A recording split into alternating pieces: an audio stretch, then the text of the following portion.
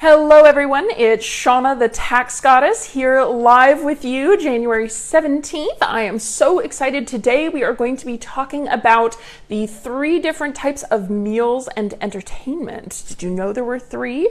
I love this topic. It's one of my favorites. So you've got your basics, right? Meals and entertainment when you're taking out a client. Now I tend to call this schmoozing meals.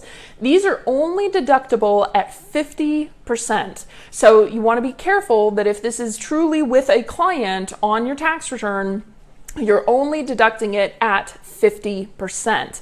Now, schmoozing meals would be, you're trying to obtain a new client, you are working with a current client, trying to keep them as your client, you're having dinners, lunches, coffees, whatever it is, any type of meals or entertainment with a client is typically only deductible at 50%. Now, type number 2, you have travel meals and entertainment. Now, depending on where you're traveling to, okay, so with the IRS, this is anything outside of 50 miles from your tax home.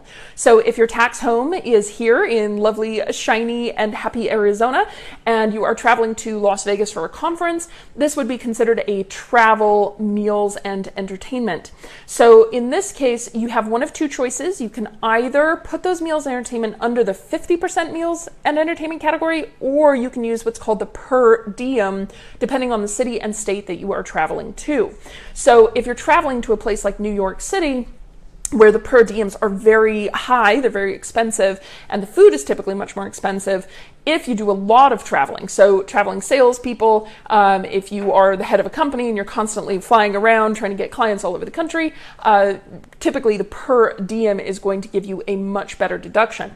Now, the third one, and my favorite one, is what I would call employee meals. So these are the meals where you are paying for meals and or entertainment, typically more often meals, but meals to keep your employees working and at their desk so that you are getting the best work product, the most efficient use of time. So often what we'll see here is someone will bring in, an office, the owner of an office will bring in dinner for their staff so that their staff stays late. Now, this can also apply potentially between 2 partners. So if you're in a business where you have a partner in your business and you 2 go out for lunch to discuss a specific operational or business topic, it can also go into this 100% entertainment category.